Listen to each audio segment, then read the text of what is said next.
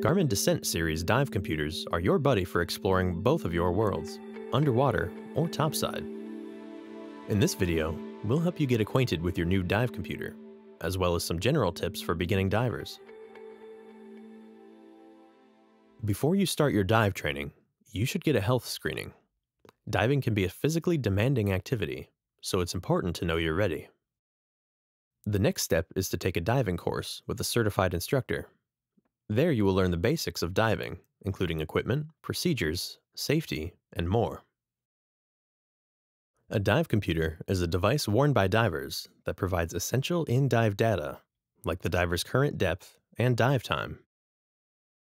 More importantly, a dive computer feeds the diver's depth, time, gas mixtures, and other data into a decompression algorithm to provide a diver with several key pieces of information that help a diver execute their dive. Dive computers calculate a diver's no decompression limit time, otherwise known as NDL, decompression stops and times, gas switches, gas max operating depths, or MOD, oxygen partial pressures, or PO2, track oxygen exposure, and more. A dive computer will generate alerts to divers when they reach preset or calculated limits and help guide the diver through their dive and back to the surface.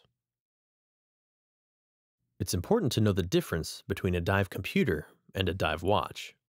A traditional dive watch is an analog timepiece with a rotating bezel that allows a diver to track how long they've been underwater. Historically, the diver would use this time along with dive tables and a depth gauge to track their dive. Dive computers have become the standard tool for a diver to plan and execute their dives. Many dive charter operations require divers to use a computer, and most major training agencies use them in their courses.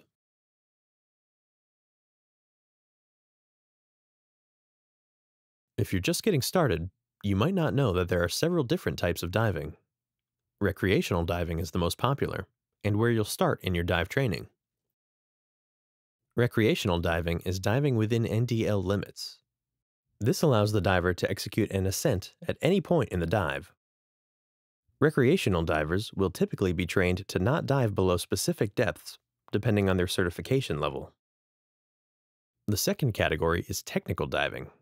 This requires more training and experience to dive deeper and longer than recreational diving allows.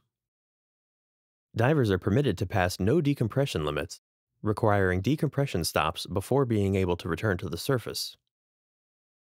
These divers will often carry multiple gases and redundant equipment.